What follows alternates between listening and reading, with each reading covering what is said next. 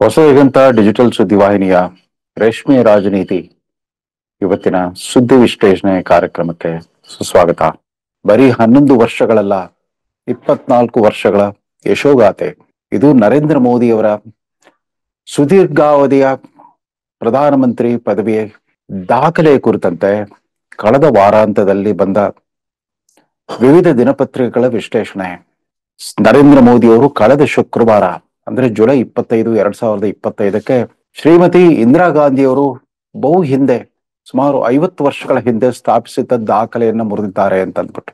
ಅಂದ್ರೆ ನಿರಂತರವಾಗಿ 11 ವರ್ಷಗಳು ಪೂರೈಸಿದ್ದಷ್ಟೇ ಅಲ್ಲ, ಜನವರಿ 24, 1966ರಿಂದ ಮಾರ್ಚ್ 24, 1977ರವರೆಗೆ ಸತತವಾಗಿ 4077 ದಿನಗಳ ಕಾಲ ಪ್ರಧಾನಮಂತ್ರಿಗಿರಿಯಲ್ಲಿ ವಿಜೃಂಭಿಸಿದ ಶ್ರೀಮತಿ ಇಂದಿರಾ ಗಾಂಧಿ ಅವರ ದಾಖಲೆಯನ್ನ ಇದೇ ಜುಲೈ 25ಕ್ಕೆ ನರೇಂದ್ರ ಮೋದಿ ಅವರು ಸತತವಾಗಿ 4078 ದಿನಗಳನ್ನ ಪೂರೈಸೋದ್ರ ಮೂಲಕ ಇಂದಿರಾ ಗಾಂಧಿ ಅವರನ್ನ 3ನೇ ಸ್ಥಾನಕ್ಕೆ ತಳ್ಳಿದ್ದಾರೆ ಅನ್ನೋ ದಾಖಲೆಯನ್ನ ಪ್ರತಿಯೊಂದು ದಿನಪತ್ರಿಕೆ ಮತ್ತು ಸುದ್ದಿವಾಹಿನಿಗಳು ವಿಜೃಂಭಿಸ್ತಾ ಇದ್ದಾವೆ. ಮೋದಿ ಅವರ ದಾಖಲೆ ಕೇವಲ ನಿರಂತರವಾಗಿ 11 ವರ್ಷಗಳ ಕಾಲ ಪ್ರಧಾನಮಂತ್ರಿಗಿರಿಯನ್ನು ಅಲಂಕರಿಸಿದ್ದಷ್ಟೇ ಅಲ್ಲ, ಇಂದಿರಾ ಗಾಂಧಿ ಅವರಿಗೆ ಹೋಲಿಸಿದರೆ ಇನ್ನು ಹಲವಾರು ದಾಖಲೆಗಳನ್ನ ಅವರ ಹೆಸರ ಜೊತೆಗೆ ಜೋಡಣೆ ಮಾಡಲೇಬೇಕಾಗುತ್ತೆ. ನರೇಂದ್ರ ಮೋದಿ ಅತಿ ಸುದೀರ್ಘ ಕಾಲ ಮುಖ್ಯಮಂತ್ರಿ ಪದವಿಯನ್ನು ಅಲಂಕರಿಸಿ ತದನಂತರ ಪ್ರಧಾನಮಂತ್ರಿಗಿರಿಯಲ್ಲೂ ಮುಂದುವರೆದಿರುವ ಅಪೂರ್ವ ದಾಖಲೆ. ಬಹುಶಃ ಸನಿಹದ ಭವಿಷ್ಯದಲ್ಲಿ ಯಾರು ಮುರಿಯಲಿಕ್ಕಾಗದ ದಾಖಲೆಯನ್ನು ಕೂಡ ಸ್ಥಾಪಿಸಿದ್ದಾರೆ. ನರೇಂದ್ರ ಮೋದಿ ನೇರವಾಗಿ ಪ್ರಧಾನಮಂತ್ರಿ ಸ್ಥಾನಕ್ಕೆ ಬಂದವರಲ್ಲ. ಅದಕ್ಕೂ ಪೂರ್ವದಲ್ಲಿ 2001 ಅಕ್ಟೋಬರ್ 4ರಿಂದ 2014 ಮೇ 26ರವರೆಗೂ ಕೂಡ ಗುಜರಾತ್ನ ಮುಖ್ಯಮಂತ್ರಿ ಆಗಿದ್ರು. ಸತತವಾಗಿ 13 ವರ್ಷಗಳ ಕಾಲ ಒಂದು ಮಧ್ಯಮ ಗಾತ್ರ ರಾಜ್ಯದ ಮುಖ್ಯಮಂತ್ರಿಯಾಗಿ ಸುದೀರ್ಘಾವಧಿಯ ಆಡಳಿತ ಮತ್ತು ಅನುಭವ ಪಡ್ಕೊಂಡು ಪ್ರಧಾನಮಂತ್ರಿ ಹುದ್ದೆಗೆ ಏರಿದ ದಾಖಲೆ ಕೂಡ ನರೇಂದ್ರ ಮೋದಿ ಅವರದ್ದೇ. ನರೇಂದ್ರ ಮೋದಿ ಅವ್ರಿಗಿಂತ ಮುಂಚೆ ಪ್ರಧಾನಮಂತ್ರಿ ಪದವಿಗೆ ಏರಿದ ಅನೇಕ ನಿಕಟಪೂರ್ವ ಪ್ರಧಾನಮಂತ್ರಿಗಳು ಹಲವಾರು ಮಂದಿ ಮುಖ್ಯಮಂತ್ರಿಗಳಾಗಿದ್ರು ನಿಜ. ಮೊರಾರ್ಜಿ ದೇಸಾಯಿ ಅವರು ಮುಂಬೈ ಪ್ರಾಂತದ ಮುಖ್ಯಮಂತ್ರಿ ಆಗಿದ್ರು, ಸುಮಾರು 4 ವರ್ಷಗಳ ಕಾಲ ಮಾತ್ರ. ಚೌಧರಿ ಚರಣ್ ಸಿಂಗ್ ಅವರು ಉತ್ತರ ಪ್ರದೇಶದಲ್ಲಿ ಒಂದು ಸಮ್ಮಿಶ್ರ ಸರ್ಕಾರದ ಮುಖ್ಯಮಂತ್ರಿ ಆಗಿದ್ರು, ಅದು ಕೂಡ 1.5 ವರ್ಷ ಮಾತ್ರ. ವಿಶ್ವನಾಥ್ ಪ್ರತಾಪ್ ಸಿಂಗ್ ವಿ.ಪಿ. ಸಿಂಗ್ ಅವರು ಕೂಡ 1980ರಲ್ಲಿ ಉತ್ತರ ಪ್ರದೇಶದ ಮುಖ್ಯಮಂತ್ರಿ ಆಗಿದ್ರು, ಆಗ್ಲೂ ಕೂಡ ಸುಮಾರು 3.5 ವರ್ಷಗಳ ಕಾಲ ಮಾತ್ರ. ಪಿ.ವಿ. ನರಸಿಂಹರಾಯರು ಆಂಧ್ರ ಪ್ರದೇಶದಲ್ಲಿ 1.5 ವರ್ಷ ಮುಖ್ಯಮಂತ್ರಿ ಆಗಿದ್ರೆ, ನಮ್ಮವರೇ ಆದ ದೇವೇಗೌಡರು ಕೇವಲ 20 ತಿಂಗಳು ಮಾತ್ರ ಕರ್ನಾಟಕದ ಮುಖ್ಯಮಂತ್ರಿ ಆಗಿದ್ರು. ಇವರೆಲ್ಲರಿಗೂ ಹೋಲಿಸಿದ್ರೆ ಮೋದಿಯವರ ವಿಶಿಷ್ಟ ದಾಖಲೆ ಏನು ಅಂತಂದ್ರೆ 13 ವರ್ಷಗಳ ಕಾಲ ಬೇರು ಮಟ್ಟದ ಅನುಭವ ಪಡ್ಕೊಂಡು ಒಂದು ಸಾರ್ವಜನಿಕ ಹುದ್ದೆಯಲ್ಲಿದ್ಬಿಟ್ಟು, ಮುಖ್ಯಮಂತ್ರಿ ಪದವಿಯಲ್ಲಿದ್ಬಿಟ್ಟು, ಅಲ್ಲೂ ಕೂಡ ಒಂದು ಮಾದರಿ ಆಡಳಿತಗಾರ ಅನ್ನೋ ಹೆಗ್ಗಳಿಕೆಯೊಂದಿಗೆ ದಿಲ್ಲಿಯ ಪ್ರಧಾನಮಂತ್ರಿ ಗದ್ದುಗೆಗೆ ಏರಿದ್ದು ಒಂದು ವಿಶಿಷ್ಟ ದಾಖಲೆ. ಜವಾಹರ್ಲಾಲ್ ನೆಹರು ಅವರು ಮುಖ್ಯಮಂತ್ರಿಗಳಾಗಿರಲಿಲ್ಲ, ಇಂದಿರಾ ಗಾಂಧಿ, ರಾಜೀವ್ ಗಾಂಧಿ ಅವರು ರಾಜ್ಯದ ಮುಖ್ಯಮಂತ್ರಿಗಳಾಗುವ ಅಗತ್ಯವೇ ಇರಲಿಲ್ಲ. ಆ ವಂಶಸ್ಥರೆಲ್ಲ ನೇರವಾಗಿ ಪ್ರಧಾನಮಂತ್ರಿ ಹುದ್ದೆಗೆ ಬಂದವರು. ನರೇಂದ್ರ ಮೋದಿ ಹೋಲಿಕೆ ಅಷ್ಟೇ ಅಲ್ಲ, ಇಂದಿರಾ ಗಾಂಧಿ ಅವ್ರ ತರ ಒಂದು ರಾಜಕೀಯ ವಂಶ ಪಾರಂಪರ್ಯದ ಬಳವಳಿ ಅವ್ರಿಗೆ ಇರಲಿಲ್ಲ. ಯಾವುದೇ ಮೇಲ್ಜಾತಿ ಮೇಲ್ವರ್ಗ ರಾಜವಂಶದ ಹಿನ್ನೆಲೆ ಇಲ್ದಿರೋ ನರೇಂದ್ರ ಮೋದಿ ಅಷ್ಟೇ ಅಲ್ಲ, ಅಕ್ಟೋಬರ್ 4, 2001ರವರೆಗೂ ಒಂದು ಸ್ವಂತ ಮನೆ ವಿಳಾಸ ಕೂಡ ಇಲ್ಲ ಅಂತ ವ್ಯಕ್ತಿ ಒಂದು ಮುನ್ಸಿಪಾಲಿಟಿ ಚುನಾವಣೆ ಕೂಡ ಸ್ಪರ್ಧೆ ಮಾಡಿರಲಿಲ್ಲ. ಯಾವತ್ತು MLA, MP, MLC ಇತ್ಯಾದಿ ಆಗಿರದೇ ಇದ್ದ ಮೋದಿ ನೇರವಾಗಿ ಮುಖ್ಯಮಂತ್ರಿಯಾಗಿ ಗುಜರಾತಿನ ಅಧಿಕಾರವನ್ನು ವಹಿಸ್ಕೊಂಡ್ರು. ಅವರು ಅಧಿಕಾರ ವಹಿಸ್ಕೊಂಡ ಸಂದರ್ಭ ಕೂಡ ತುಂಬಾ ದಾರುಣಮಯವಾಗಿತ್ತು. ಅಂದ್ರೆ ಅದೇ ವರ್ಷ 2001ರ ಜನವರಿ 26ರಂದು ಜರುಗಿದ ಈ ಶತಮಾನದ ಭೀಕರ ಭೂಕಂಪದಿಂದ ಕೇವಲ ಭೂಕಂಪ ಪೀಡಿತ ಪ್ರದೇಶವಷ್ಟೇ ಅಲ್ಲ, ಅಂದ್ರೆ ಪಾಕಿಸ್ತಾನ ಗಡಿಗೆ ಹೊಂದ್ಕೊಂಡ ಕಚ್ ಮತ್ತು ಭುಜ್ ಪ್ರದೇಶ ಅಷ್ಟೇ ಅಲ್ಲ, ಇಡೀ ಗುಜರಾತಿನ ಆಡಳಿತ ಯಂತ್ರ ಕುಸಿದು ಬಿದ್ದಿತ್ತು. ಗುಜರಾತಿನ ಆವತ್ತಿನ ಮುಖ್ಯಮಂತ್ರಿ ಕೇಶವಭಾಯಿ ಪಟೇಲ್ ಭಾರತೀಯ ಜನತಾ ಪಕ್ಷದ ಗುಜರಾತ್ ಘಟಕದ ಅತ್ಯಂತ ದಿಗ್ಗಜರ ಪೈಕಿ ಒಬ್ಬರಾಗಿದ್ರು. ಅವ್ರಿಗೂ ಕೂಡ ಆಡಳಿತ ಮೇಲೆ ಹಿಡಿತ ತಪ್ಪಿತ್ತು. ಗುಜರಾತ್ನಲ್ಲಿ ಬಿಜೆಪಿಯ ರಾಜಕೀಯ ಬುನಾದಿಯೇ ಶಿಥಿಲಗೊಳ್ತಾ ಇದೆ ಅಂತಂದಾಗ ಆವತ್ತಿನ NDA ಸರ್ಕಾರದ ಪ್ರಧಾನಮಂತ್ರಿ ಅಟಲ್ ಬಿಹಾರಿ ವಾಜಪೇಯಿ ಅವರು ಇದ್ದಕ್ಕಿದ್ದಂತೆ ಪಕ್ಷದ ಪ್ರಧಾನ ಕಾರ್ಯದರ್ಶಿಗಳ ಪೈಕಿ ಒಬ್ಬರಾಗಿದ್ದ. ಕೇವಲ ಚಂಡೀಗಢ ಉಸ್ತುವಾರಿಯನ್ನು ಮಾತ್ರ ವಹಿಸಿಕೊಂಡಿದ್ದ ನರೇಂದ್ರ ಮೋದಿ ಅವರನ್ನ ನೇರವಾಗಿ ಗುಜರಾತ್ ನಾಳೆ ಅಹಮದಾಬಾದ್ಗೆ ಹೋಗಿ ಮುಖ್ಯಮಂತ್ರಿ ಆಗುವಂತ ಆದೇಶ ಕೊಟ್ಟರು. ಆ ಮುಖ್ಯಮಂತ್ರಿ ಆದ ಕ್ಷಣವೇ ಭಾರತದ ಇತಿಹಾಸವನ್ನೇ ಬದಲಿಸುವ ಮೊದಲ ಹೆಜ್ಜೆ ಆಗಿತ್ತು ಅಂತ ಯಾರೂ ಅವತ್ತು ನಿರೀಕ್ಷೆ ಮಾಡಿರಲಿಲ್ಲ. ಅವರು ಅಧಿಕಾರ ವಹಿಸಿಕೊಂಡ 3 ತಿಂಗಳಲ್ಲಿ ಮತ್ತೊಂದು ಭಯಾನಕ ದುರಂತ ಕೂಡ ಸಂಭವಿಸಿತು. 2002ರ ಫೆಬ್ರವರಿನಲ್ಲಿ ಆ ಗೋಧ್ರಾ ರೈಲ್ವೆ ನಿಲ್ದಾಣದಲ್ಲಿ ಅಯೋಧ್ಯೆಯಿಂದ ಮರಳುತ್ತಾ ಇದ್ದ ಕರಸೇವಕರಿದ್ದ ರೈಲ್ವೆ ಬೋಗಿಗೆ ಬೆಂಕಿ ಹಚ್ಚಿದ ಅನಾಹುತವನ್ನು ನಡೆದೋಯ್ತು. 60ಕ್ಕೂ ಹೆಚ್ಚು ಮಂದಿ ಆ ದುರಂತದಲ್ಲಿ ಮರಣ ಹೊಪ್ಪಿದ್ರು. ಅದಕ್ಕೆ ಪ್ರತಿಕಾರ ರೂಪದಲ್ಲಿ ಗುಜರಾತ್ ರಾಜ್ಯಾದ್ಯಂತ ಈ ಗೋಧ್ರೋತ್ತರ ಕೋಮು ಸಂಘರ್ಷ, ಕೋಮು ಹಿಂಸಾಚಾರ ನಡೀತು. ಆಗ ನರೇಂದ್ರ ಮೋದಿ ಅವರು ಎಂದೆಂದೂ ನಿರೀಕ್ಷಿಸದಿದ್ದ ಘೋರವಾದ ಸಾರ್ವಜನಿಕ ನಿಂದನೆಗೆ, ಅಪಮಾನಕ್ಕೆ, ಅವಹೇಳನಕ್ಕೆ ಗುರಿಯಾಗಬೇಕಾಗಿ ಬಂತು.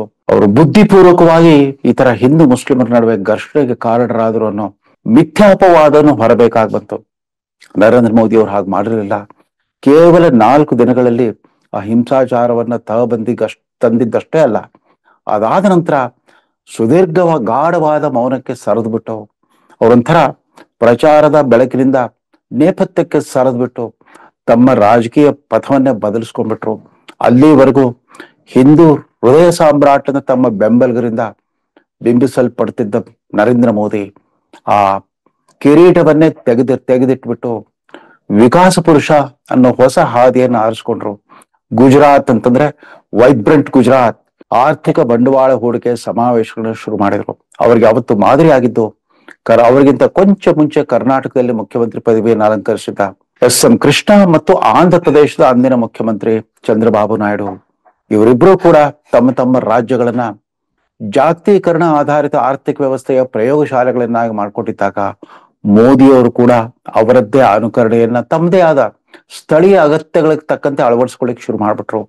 ಗುಜರಾತ್ ರಾಜ್ಯಾದ್ಯಂತ ಅಭೂತಪೂರ್ವ ಮಾದರಿಯ ಮೂಲ ಸೌಕರ್ಯ ನಿರ್ಮಾಣ ಶುರುವಾಗ್ಬಿಡ್ತು. ರಸ್ತೆಗಳ ಅಗಲೀಕರಣ, ಹೊಸ ಹೆದ್ದಾರಿಗಳ ನಿರ್ಮಾಣ, ಅನೇಕ ಸಾರ್ವಜನಿಕ ಮೂಲ ಸೌಕರ್ಯಗಳಲ್ಲಿ ಗುಜರಾತ್ ಮಾಡೆಲ್ ಅನ್ನೋದು ಎದ್ದು ಕಾಣುವ ಹಾಗೆ ಪ್ರಚಾರ ದೊರಲಿಕ್ಕೆ ಶುರು ಆಯ್ತು. ಅದರ ಜೊತೆಗೆ ಸಾಕಷ್ಟು ನಿಂದನೆ, ಟೀಕೆ, ತನಿಖೆಯನ್ನು ಕೂಡ ಎದುರಿಸಬೇಕಾಗಿ ಬಂತು. ಆ ಗೋಧ್ರೋತ್ತರ ಹಿಂಸಾಚಾರಕ್ಕೆ ಸಂಬಂಧಪಟ್ಟಂತೆ ಆವತ್ತಿನ UPA ಸರ್ಕಾರವೇ ನಡೆಸಿದ CBI ತನಿಖೆಯನ್ನು ಎದುರಿಸಬೇಕಾಗಿ ಬಂತು. ಸುಪ್ರೀಂ ಕೋರ್ಟ್ ನಿರ್ದೇಶಿತ SIT ವಿಚಾರಣೆಯನ್ನು ಕೂಡ ಎದುರಿಸಬೇಕಾಗಿ ಬಂತು.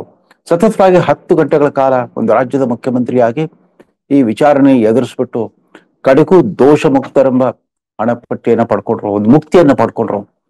ಈ ರೀತಿ UPA ಅಧಿಕಾರ ಅವಧಿಯಲ್ಲಿ ವಿವಿಧ ರೀತಿಯ ವಿಚಾರಣೆಯ ಕಿರುಕುಳ ಎದುರಿಸಿದ ನರೇಂದ್ರ ಮೋದಿ ಆ ಅಗ್ನಿ ಪರೀಕ್ಷೆಯಲ್ಲೂ ಗೆದ್ದು ಬಂದ್ರು. ಅವ್ರು ನಡೆಸಿದ ರಸ್ತೆ ಅಗಲೀಕರಣದ ಕಾರ್ಯಾಚರಣೆಯಲ್ಲಿ ಫುಟ್ಪಾತ್ಗಳನ್ನು ಆಕ್ರಮಿಸಿಕೊಂಡಿದ್ದ ಅನೇಕ ಹಿಂದೂ ದೇವಸ್ಥಾನಗಳನ್ನು ಕೂಡ ನೆಲಸಮ ಮಾಡಬೇಕಾಗಿ ಬಂತು, ಸ್ಥಳಾಂತರ ಮಾಡಬೇಕಾಗಿ ಬಂತು.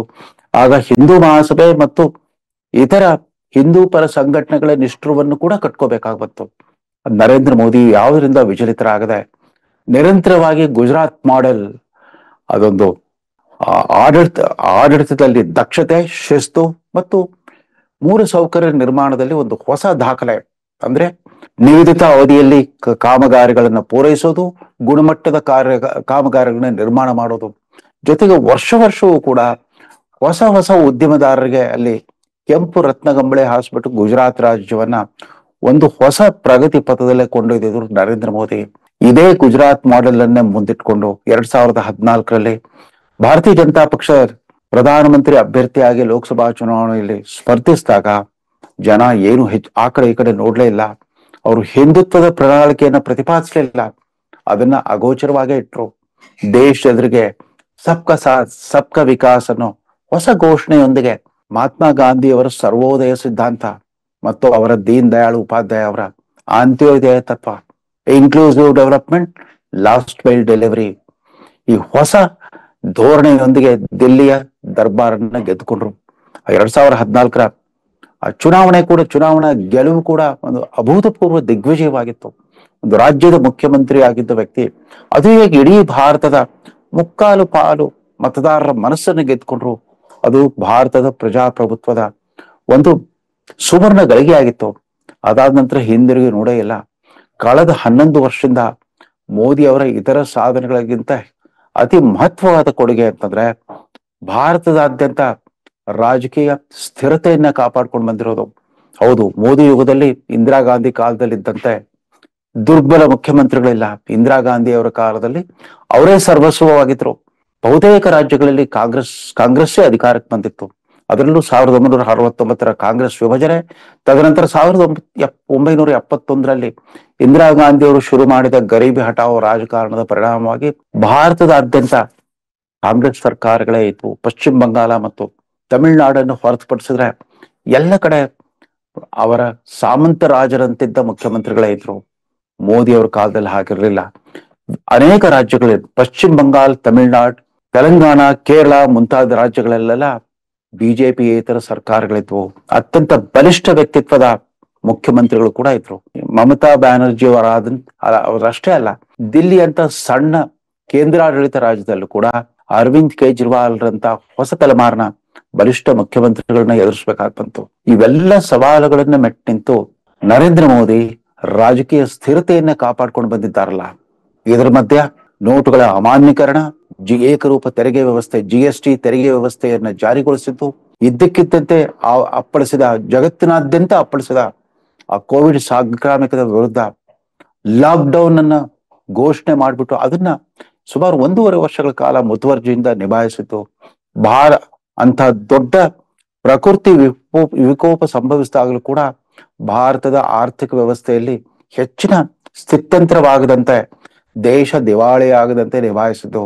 ಹೊಸ ಕೃಷಿ ನೀತಿಯನ್ನ ತರೋ ಪ್ರಯತ್ನ ಮಾಡಿತ್ತು. ಅಲ್ಲೂ ಕೂಡ ರೈತರ ಪ್ರತಿಭಟನೆಗೆ ತಲೆಬಾಗ್ಬಿಟ್ಟು ಯಾವುದೇ ವ್ಯಕ್ತಿಗತ ಪ್ರತಿಷ್ಠೆ ಮಾಡ್ಕೊಳ್ಳದೆ ವಾಪಸ್ ಪಡ್ಕೊಂಡಿತ್ತು. ರಾಷ್ಟ್ರೀಯ ಶಿಕ್ಷಣ ನೀತಿಯನ್ನು ಜಾರಿಗೊಳಿಸಿತ್ತು. ಎಲ್ಲಕ್ಕಿಂತ ಮುಖ್ಯವಾಗಿ ಜಮ್ಮು ಕಾಶ್ಮೀರ ರಾಜ್ಯವನ್ನ ಸುಮಾರು 33 ವರ್ಷಗಳ ಹಿಂಸಾಚಾರದಿಂದ ರಕ್ಷಿಸಲಿಕ್ಕೆ, ನಿರಂತರ ಭಯೋತ್ಪಾದನೆಯ ಕಿರುಕುಳದಿಂದ ತಪ್ಪಿಸ್ಲಿಕ್ಕೆ ಆರ್ಟಿಕಲ್ 370 ರದ್ದುಗೊಳಿಸಿ ಅಲ್ಲಿನ ಜನಜೀವನವನ್ನ ಸಾಮಾನ್ಯ ಸ್ಥಿತಿಗೆ ತಂದಿತ್ತು. ಮತ್ತೊಮ್ಮೆ ಪ್ರವಾಸೋದ್ಯಮ ಅರಳುವಂತೆ ಮಾಡಿತ್ತು. ಅಲ್ಲಿನ ಜನರ ಬದುಕಿನಲ್ಲಿ ಹೊಸ ಆರ್ಥಿಕ ಸಂಚಲನವನ್ನು ಮೂಡಿಸಿತ್ತು. ಹೀಗೆ ಒಂದಾದ ಮೇಲೆ ಒಂದು ನರೇಂದ್ರ ಮೋದಿ ಅವರ ಆಡಳಿತಾವಧಿಯ ಲ್ಯಾಂಡ್ ಮಾರ್ಕ್ಗಳು, ಮೈಲಿಗಲ್ಲುಗಳನ್ನು ಗುರುತಿಸ್ತಾ ಹೋಗ್ಬೋದು. ಇಂದಿರಾ ಗಾಂಧಿ ಅವ್ರಿಗೆ ಹೋಲಿಸಿದ್ರೆ ನರೇಂದ್ರ ಮೋದಿ ಅವರು ಈಗ ತಾನೇ ಒಂದು ದಾಖಲೆಯನ್ನು ಮುರಿದಿದ್ದಾರೆ. ಆದ್ರೆ 13 ವರ್ಷಗಳ ಕಾಲ ಮುಖ್ಯಮಂತ್ರಿ, 11 ವರ್ಷಗಳ ಕಾಲ ಪ್ರಧಾನಮಂತ್ರಿ, ಅಂದ್ರೆ ನಿರಂತರವಾಗಿ 24 ವರ್ಷಗಳ ಕಾಲ ನಂಬರ್ 1 ಸ್ಥಾನದಲ್ಲಿ ಮುಂದುವರೆದಿರುವಂತಹ ಬೇರೆ ಯಾವ ರಾಜಕಾರಣಿಯೂ ಇಲ್ಲ. ನರೇಂದ್ರ ಮೋದಿ ಭಾರತದ ಪ್ರಪ್ರಥಮ OBC ಪ್ರಧಾನಮಂತ್ರಿ, ಒಬ್ಬ ಹಿಂದುಳಿದ ವರ್ಗದ ರಾಜಕಾರಣಿ. ಈ ರೀತಿ ತನ್ನ ಸ್ವಂತ ಪ್ರತಿಭೆ, ಪರಿಶ್ರಮ ಮತ್ತು ಸಾಧನೆಯ ಬಲದಿಂದ 24 ವರ್ಷಗಳ ಕಾಲ ಒಂದು ನಂಬರ್ 1 ಸಂವಿಧಾನಾತ್ಮಕ ಹುದ್ದೆಯಲ್ಲಿ ಮುಂದುವರೆದಿದ್ದಾರೆ ಅಂತಂದ್ರೆ ಆ ದಾಖಲೆಯನ್ನು ಯಾರು ಮುರಿಯಲಿಕ್ಕೆ ಸಾಧ್ಯವೇ ಇಲ್ಲ. ಹೌದು, ಇಂದಿರಾ ಗಾಂಧಿ ಅವರು ಮತ್ತೆ 1980 ಜನವರಿಯಲ್ಲಿ ಅಧಿಕಾರಕ್ಕೆ ಮರಳಿದ್ರು. 1984 ಅಕ್ಟೋಬರ್ 31 ತಮ್ಮ ದುರಂತ ಹತ್ಯೆಯ ದಿನದವರೆಗೂ ಕೂಡ ಮತ್ತೆ ಮುಂದುವರೆದಿದ್ರು. ಹೌದು, ಸುಮಾರು 15 ವರ್ಷಗಳ ಕಾಲ ಅವರು ಪ್ರಧಾನಮಂತ್ರಿ ಆಗಿದ್ರು ನಿಜ. ಆದ್ರೆ ನರೇಂದ್ರ ಮೋದಿ ಅವರ ವಿಶಿಷ್ಟ ದಾಖಲೆಗಳು ಯಾರೂ ಬರಲಿಕ್ಕೆ ಸಾಧ್ಯ ಇಲ್ಲ ಅಂತ ನಾವೆಲ್ಲರೂ ನೆನಪಿಸಬೇಕಾಗಿದೆ. ಕನಿಷ್ಠ ಪಕ್ಷ ಕರ್ನಾಟಕದ ರಾಜ್ಯ ಘಟಕ ನರೇಂದ್ರ ಮೋದಿ ಅವರ ಪ್ರಧಾನಮಂತ್ರಿಗಿರಿಯ 11 ವರ್ಷ ಮಾತ್ರವಲ್ಲ, ಒಟ್ಟು ಅವರ 24 ವರ್ಷಗಳ ಯಶೋಗಾಥೆಯ ಸಂಭ್ರಮಾಚರಣೆಯನ್ನ ಮಾಡಬೇಕಾಗಿದೆ.